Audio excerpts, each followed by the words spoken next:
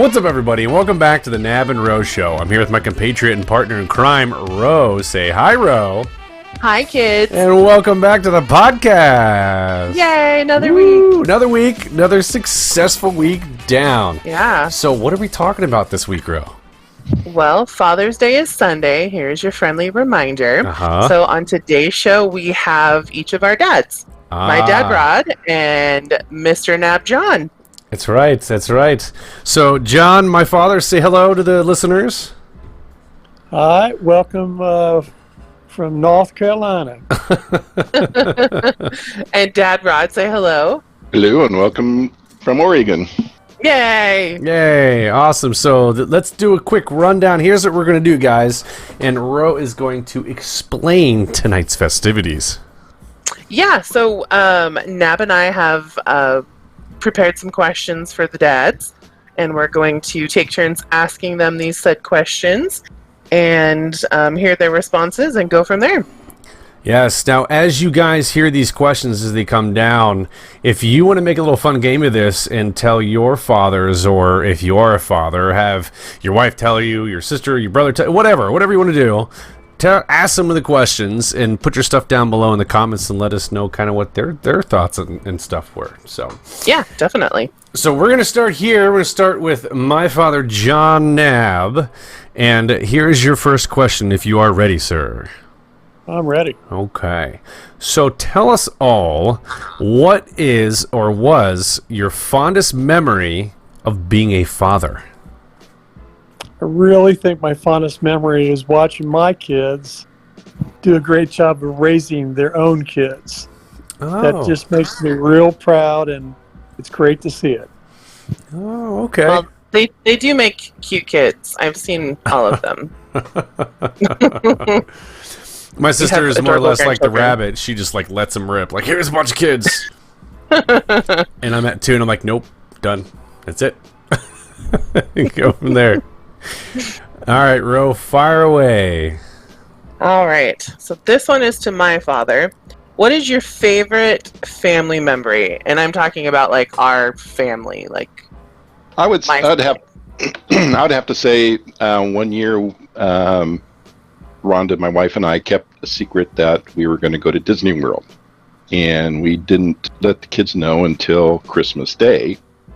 And of course, we were leaving for Disney World 2 days later, so it was a big surprise that we were all heading to Disney World just after Christmas, and we stayed through, up past New Year's. It was like maybe the 6th or 7th of January when we came back home. So we had about 2 good weeks of Disney World, and we surprised the kids in that. Huh.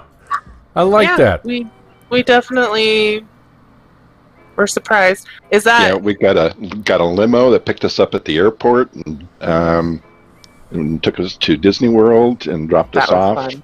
And on the way, we stopped at Albertsons and picked up groceries. Yeah. Oh my gosh. Okay. So my mom, because we're a family of 6, so it's expensive to travel with a family of 6, and so my mom, of course, doing her research, she ended up renting these like townhouses or condos or something, and to save on like food and stuff. Then they had like a kitchen and everything. So we rented this limo from the airport that was going to take us to the hotel, and it was some sort of Disney related park.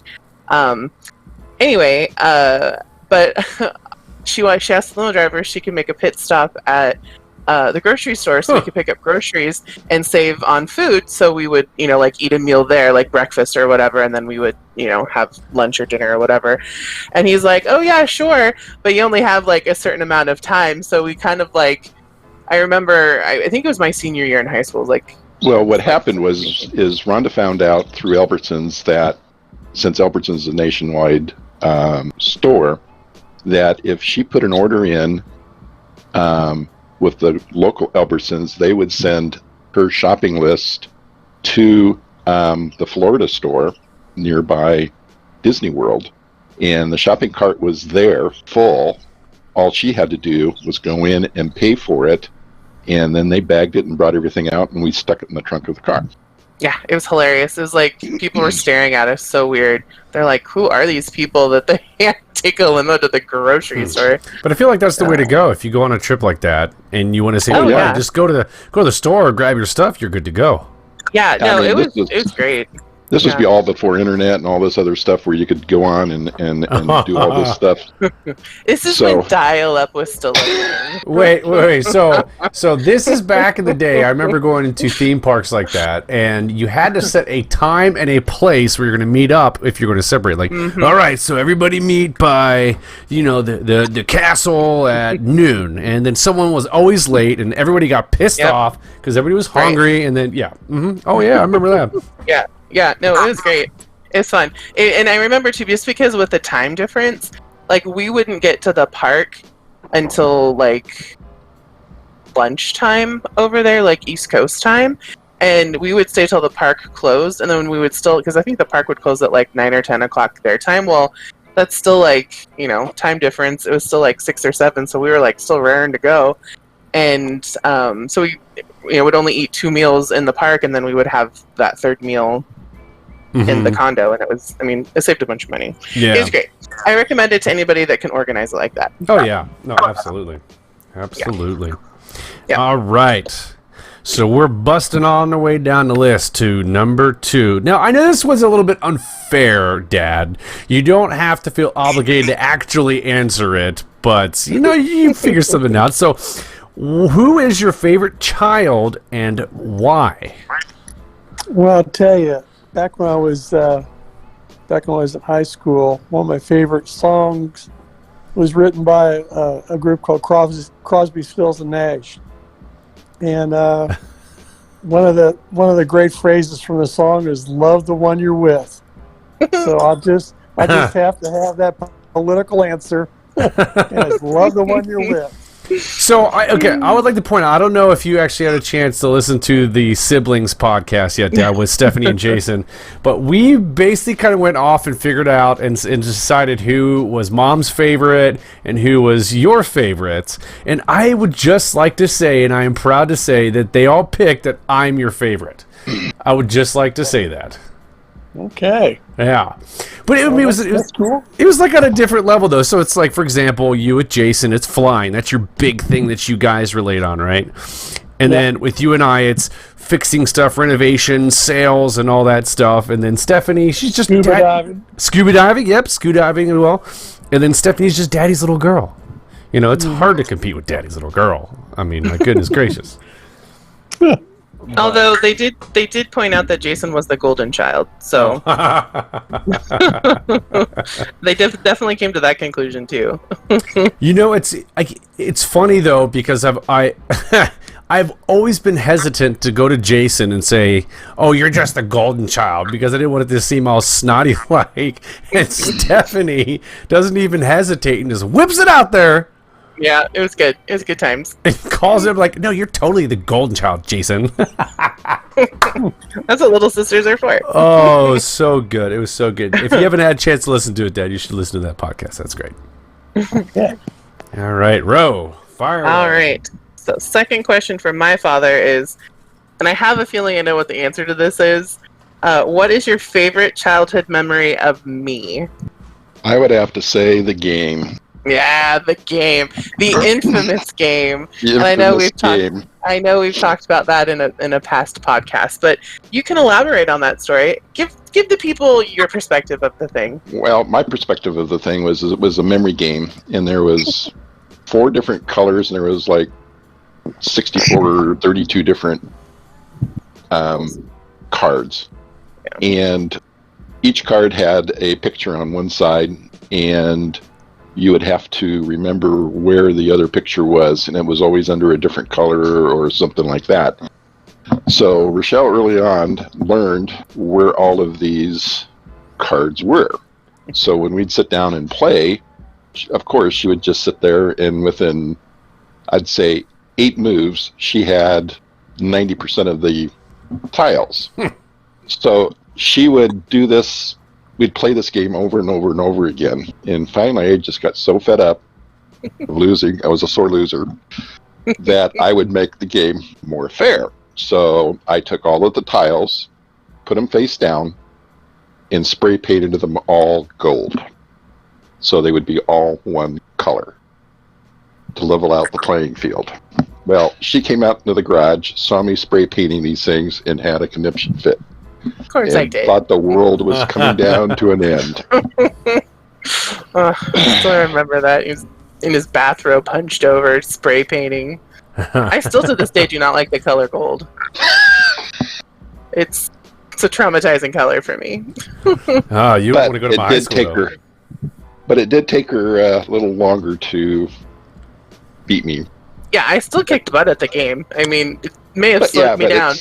It slowed her down, but at least it was more fair. Instead of 8 or 10 moves she wins, it was more like 20 or 30 moves, and then she finally wins.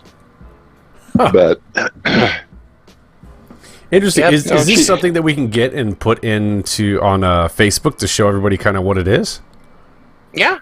Awesome. Actually, we found Rhonda found the game. Her mom found the game on eBay or somewhere, and ended up buying it for her. And we gave it to her Christmas last year or the year before. Yeah, no, it was this last Christmas. Yeah, because the original game I had, we had lost some pieces and stuff, and then my sister got kind of artsy and like took the board, the game board, the original game board, and like put some like puff paint around it. She kind of like, you know, kind of Pinteresty, do-it-yourself type of art project, and then gave it to me for Christmas like years and years ago. So I still have that.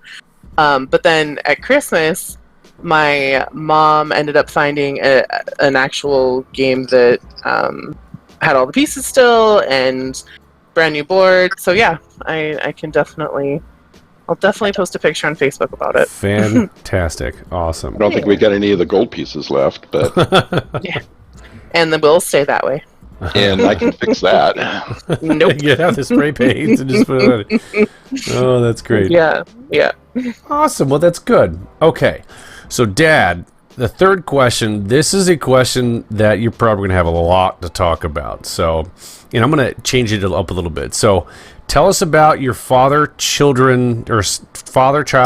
trips. There was one for Jason, Stephanie, and I. Tell us a little bit about those trips and what they meant to you. You bet. Because I was always working all the time, it seemed like when I finally had a chance to spend some time with you guys individually, what I wanted to do was kind of take you each on a trip that meant a lot to you individually. So Jason, I started out with him, and we flew out to Colorado and went skiing for a week, and we just had a great time out there. Mm-hmm. I remember this one time, Jason wasn't quite old enough to go into the after ski bars, but he was standing in the doorway, and my friends and I were in the bar, and I kind of waved him in, and he came in and sat down. Next thing you know, there were these two girls dancing on the table next to us, and I think his eyes were about the size of pancakes at that point. All I can say is don't tell your mom. Oh. Well, she's gonna know now. That's right. So then when you were growing up, you're always really nuts about whales and whale watching. So I said, okay, Michael, we're going to go on a trip, and I won't tell you where we're going. We're going to go to Washington. And you thought we were going to fly to Washington, D.C., but we were flying to Washington State. And so we finally got there. We drove up to Vancouver, caught the ferry boat over to Vancouver Island, and went whale watching for a long weekend. And we were so lucky. We saw a whole pod of whales for like almost 2.5 hours. Mm-hmm. And at the end of the weekend, I said, well, what else should we do since we're here? And we said, well, I know we can't do this in Cincinnati, so let's take a float plane ride. Mm-hmm. So we did a float plane ride. The ceiling was really low that day. And the pilot and I were up front, and you were in the back seat. And the pilot kind of looks over at me and kind of winks his eye. Next thing I know, he's diving down, skimming the river, and flies underneath one of the bridges. Yes. that was a fantastic time with you. And then Stephanie was always talking about going to a Broadway show, so I took her to New York City. And one of the funny things that happened on that trip, the Furby was a really big toy at that time.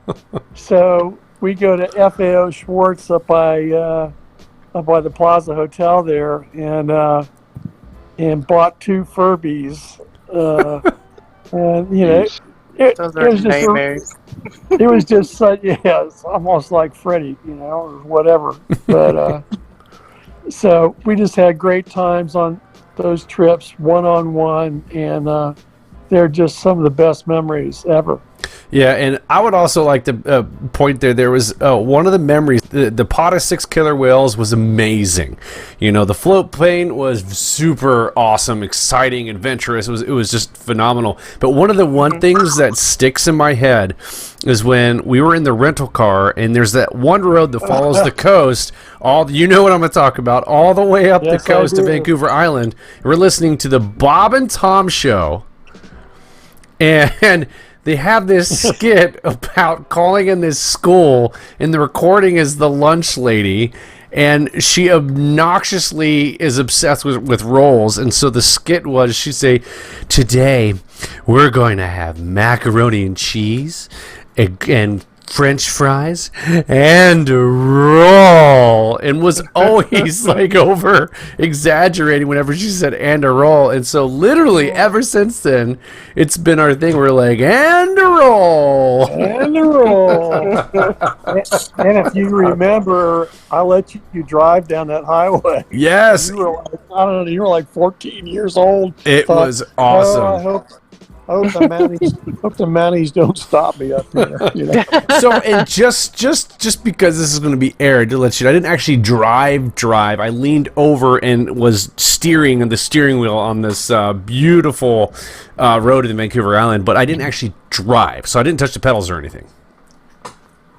Correct. Good to know. Disclaimer. Yeah. Good disclaimer. Yeah. Well, we actually, funny, I mean, we, my dad, my sister, and I, my mom bought us, I think, a whale watching trip for some reason. I don't know why or what it was for. And unfortunately, we didn't see any whales. It wasn't in Washington. It was off of the Oregon coast. And it was the first time I'd ever been in, like, a boat like that before. And I remember the guy being like, just look at the horizon if you're feeling nauseous, and if you need to, throw up, feed the fish over the railing. And I mean, he was a really good guy. And, and so I'm like, okay, this is great, da-da-da-da-da. And all of a sudden I remember my sister, like, looking down at her shoe for, like, a millisecond, and she was just, like, sick the rest of the way. I mean, it was, I totally remember that whale watching trip. So we didn't see anything, and my sister got seasick and puked, but, Yeah. One thing that you forgot to mention, Dan, what was the show you guys went to see in Broadway? I honestly can't remember. I think it was called 2. Oh, okay. 2? Expensive. Oh. yeah. And those Furbies, we had a Furby, and I think we had like 2 or 3 Furbies, actually. They're obnoxious.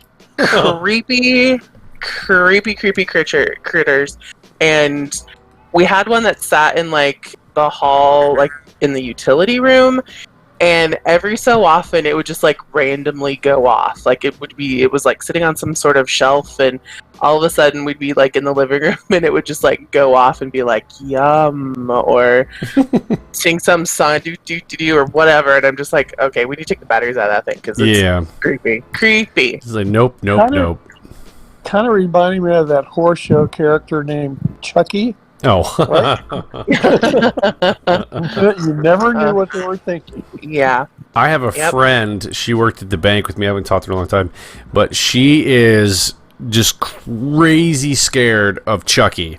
And I would always, like, send her faxes to her office with the picture of Chucky on it and stuff. It was great. At least it was great to me, but, whatever. Yeah. My horns are coming out. All right, what's your next question, Ro? All right, so the next question. So I'm going to preface this question with, my dad is the oldest of 4 boys, and I'm going to give a shout out to my grandma, because that poor woman, she had my dad, and then, like, 10 or 10 11. Yeah, 10 10 months months. later, she had baby number 2. And then, like, 10 or 11 months after that, she had baby number 3. So my grandma had 3 kids, like, bam, bam, bam. And Well, she had 4 boys within 4 years. I thought, Todd was a year and a half, so oh, okay. I thought he was like so 2 or within 4 years, she had 4 boys. That poor woman. That poor woman. Oh my gosh. So, needless to say, having 4 boys and growing up, they were best of friends and got into a lot of shenanigans wherever they went. So, here is a question about that. What is your funniest childhood memory about yourself? Oh, about myself? Well, yeah, I mean, including the uncles. I mean, clearly, give us a good story. Oh, geez, there's too many of them. I know.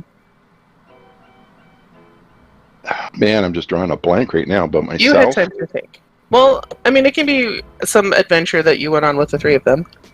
well, we were in scouts together a lot, and we pretty much hiked the whole Oregon from Washington all the way down to California on the Columbia Trail. Oh, wow. And during scouts, and my brothers and I would since we were older in the seniors, as we were the oldest group in our later years, we learned to read maps, and we were very good at compass reading and everything like that. So we were on this 50-miler, and we were the last 3 or 4 kids to leave the camp, and the fathers and everybody took off and said, well, we'll see you 10 miles down the path.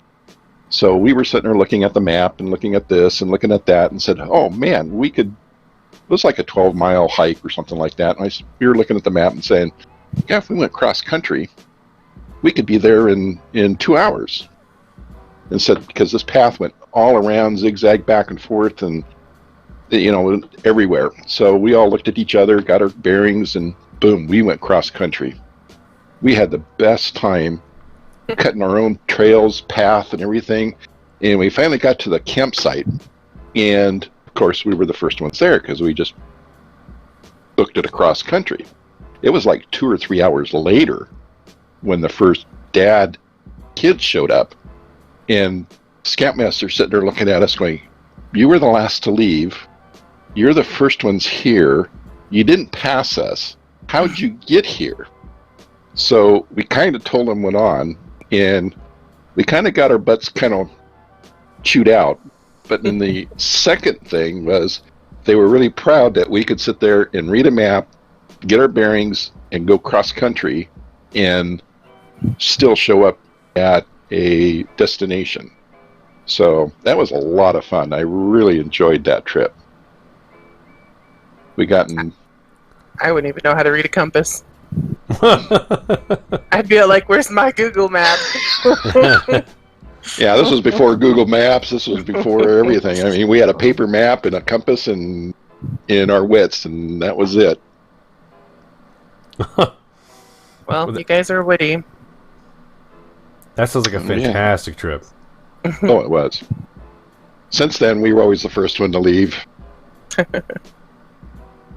So... Paved the way. Paved the way. Yeah. No more cross-country trips. Oh. But living in Oregon, we did learn a lot about, wilds and everything else like that. Yeah. Oregon's a great place to be adventurous and hike. Yeah. Well, awesome. I love it. This next one is a relatively easy one, but do you have, Dad, any Father's Day plans, and if so, what are they? I don't have the faintest idea. Just going to hang around the house? Well, we've been kind of sheltering at home for months now, and if we go out, we really don't go anywhere except to go for a ride in the car and carry out food or something. Right. So we're probably going to go to dinner at one of our friends' house because she's been very, very safe about keeping safe from this virus going around, and we'll just enjoy that, Right. Suzanne's a real good cook, as you well know. So, Oh, yes. Yeah, and we'll play some board games just to kind of pass the time. So What's the game you guys been playing? What was it? Quit something like that? there's a new one called Pegs and Jokers, which is a fantastic game. It Pegs really and Jokers. Pegs and Jokers, yeah, it's kind of a new board game, and oh my gosh, it brings out all the ruthlessness in people, because you try to, yeah, because you try to send the other person back home and stuff. It's a great game. Great. Might have to look into that. Oh, you should absolutely great game. Awesome. Pegs and Jokers. Pegs and Jokers. Yeah, we'll find it and we'll put it up there so they can see it. Yeah, Okay. yeah. Mhm. We like to. I'm a family of gamers that like to screw each other over. So like it's Well- ruthless. There've been some ruthless games we've played. Then, Ro, this is the game for you. Nice. What's the game that Riley used to play all the time? Munchkin. Munchkin. Oh, him and his friends. Oh my gosh. They got in They- so many fights, and That they've game done is like a friendship ruiner. I mean, they got so mad at each other that I think one of them like pooped in someone's shoe and urinated on a sleeping bag, I think. because What? of this game. Yeah, I mean, it's Yeah. bad, horrible. Like, Oh my goodness. bad. He's probably going to shoot me for mentioning it, but yeah, it's Oh, a my friendship goodness. ruiner. and they're still best friends today. And I mean, they've been playing this game since Yeah. probably. Junior Junior high. high. Yeah, 6th, 7th grade, yeah. So Crazy. I mean, and they're all still best of friends. Too funny. All right, so what's All your right. next one there, Ro? My next question is, what is your favorite thing to cook? Ooh. Well, I've got two favorite things that kids really like growing Yeah, up. I think I can I tell you what I think they are, and then Sure. you can tell me. Okay, meatloaf is one, Yep. and fried rice. Yep. Yeah. So I Yeah. make a pretty mean meatloaf, and all the kids really like it. And then they really like the fried rice that I make. So I used to make that quite often as they were growing up. Yep. It was definitely a change of pace from hamburger helper or tuna helper. I made a lot of that. Well, I would come home from work because I would go in early and come home, and then usually the kids would have, like the girls would have softball, and the boys would have, soccer or whatever. And so, first thing we did was grab hamburger helper or tuna helper and fix That's it up quick. and Yeah. feed them down, and we'd be off to practice or something like that. Because by the time we'd get home, it would be dark and. Yeah. And they would have to finish up their schoolwork, then go to bed. So these were quick and easy things to cook. Agreed. But yeah, no, those are the things I would have said too. Is the fried rice and the meatloaf. Those are he does a good meatloaf.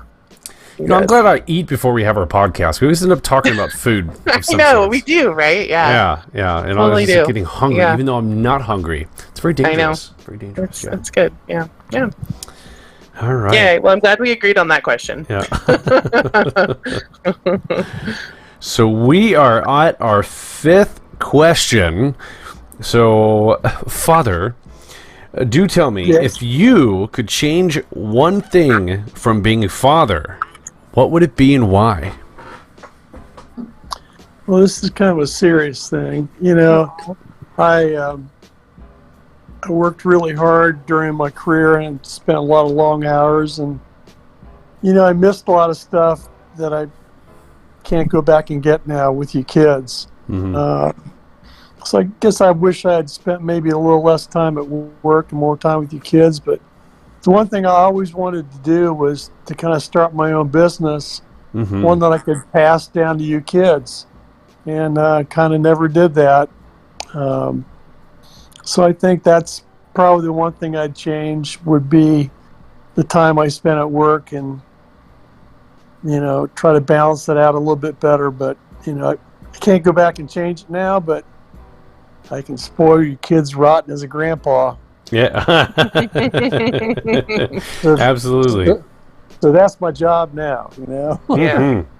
There you go. Well, and I think a lot of parents struggle with that. I would probably say might be a number one answer for most parents is just being able to work less and spend more time with the kids. And if this pandemic's taught anybody anything, I think it's given a lot of families time to come back together and reconnect with having to stay at home and not go out places and stuff. So I think a lot of people are doing that, which is nice. Yeah, absolutely. And I will tell you though, one of the things I remember from my childhood that I'll never forget is when you coached my my soccer team back when I was a little guy. And do you remember? I've never forgot this because I think I'm such a hot shot from this.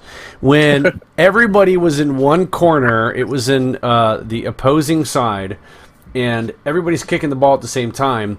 And then I kicked the ball back and score a goal. Do you remember that? I do. Oh That my was a great gosh. one. I will never forget that till the day I die. I'm like, that's amazing. I can't believe I did that. You know, I can say even a blind squirrel finds a nut once in a while. Oh, oh, you're so funny. So cheeky. That's right. Oh, I love it. I love it. All right.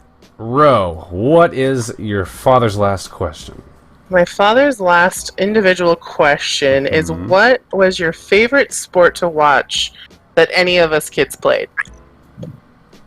That's hard because I've got two girls and two boys, and each of their sports were unique. We played soccer, we played softball. The boys did football, they did lacrosse.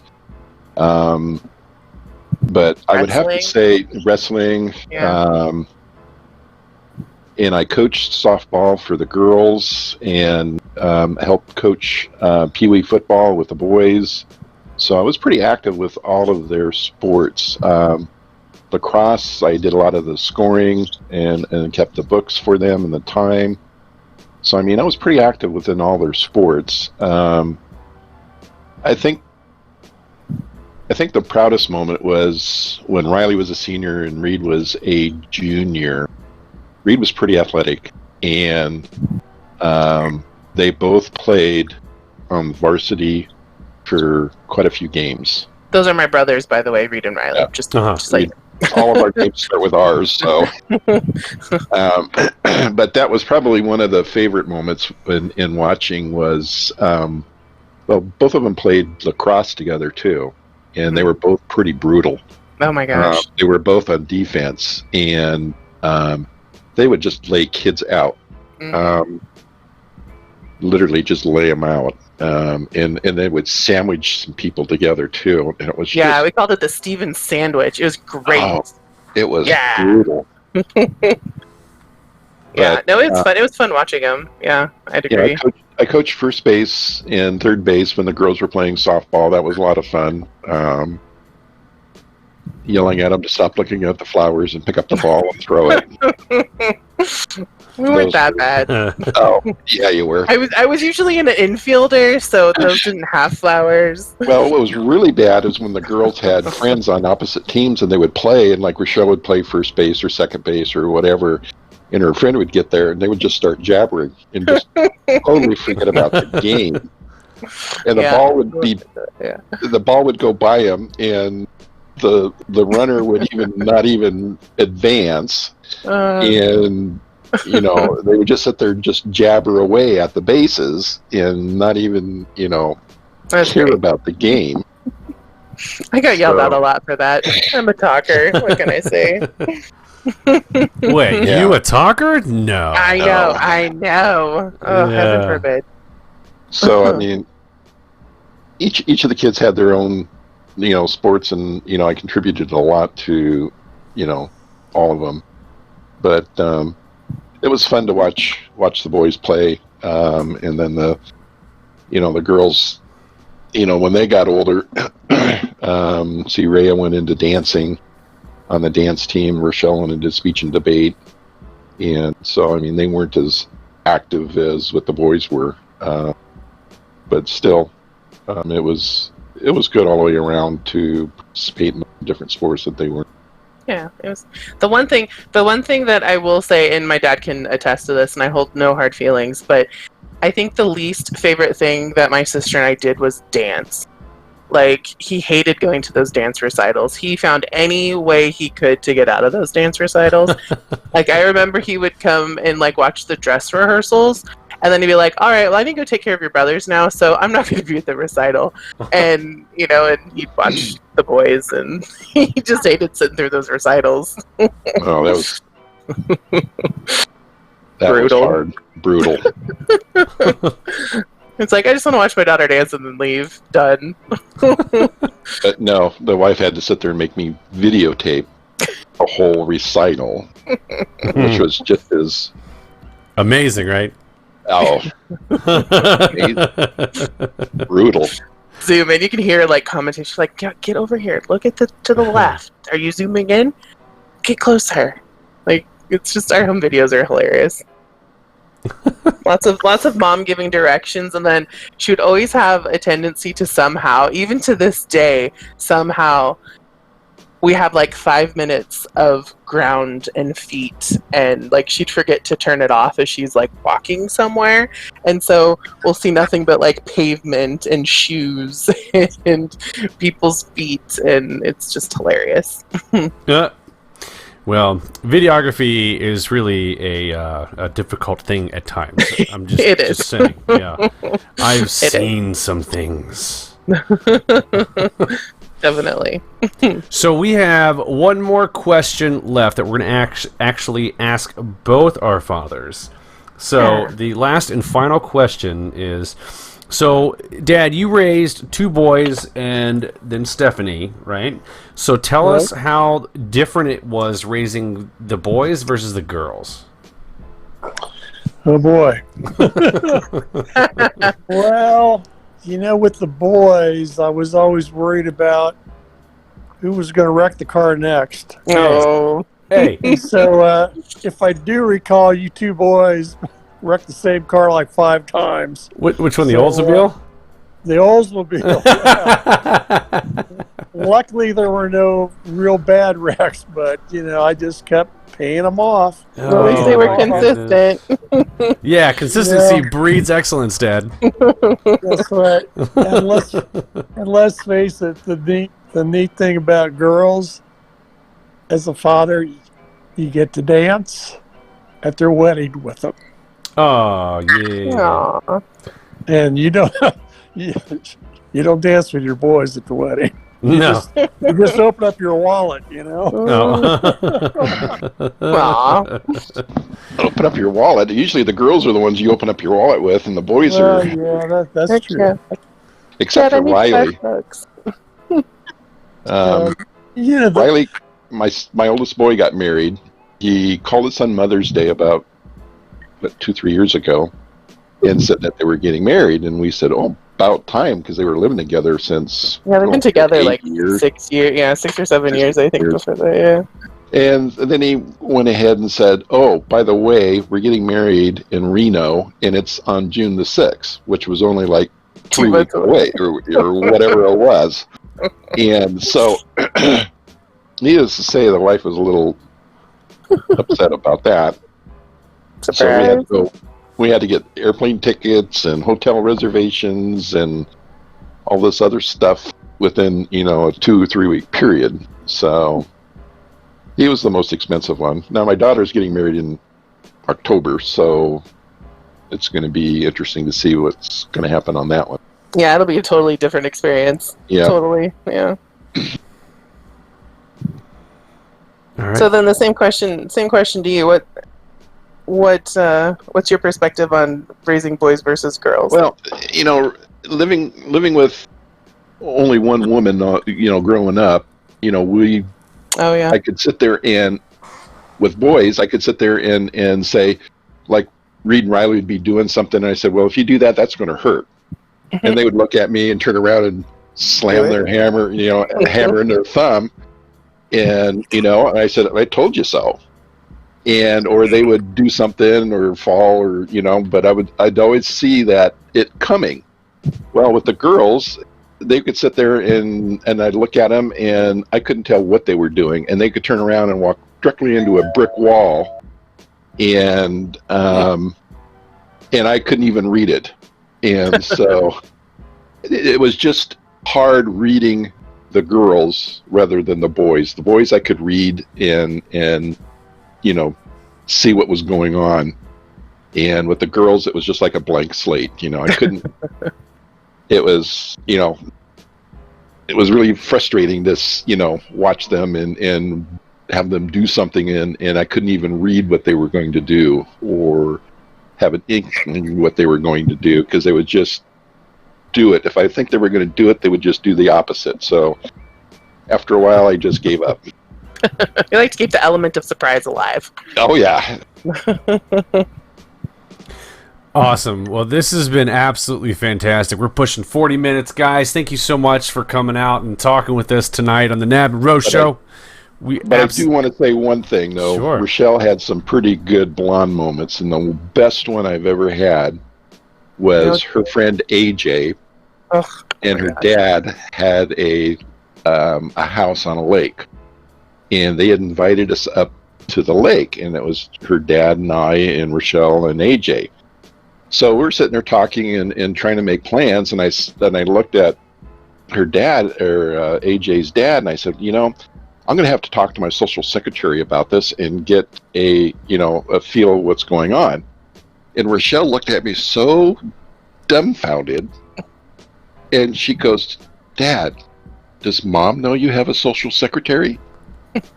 And all three of us kind of looked at each other and looked at her, and she goes, Dad, who is a social secretary? And her friend finally just got so frustrated, she goes, Rochelle, it is your mom.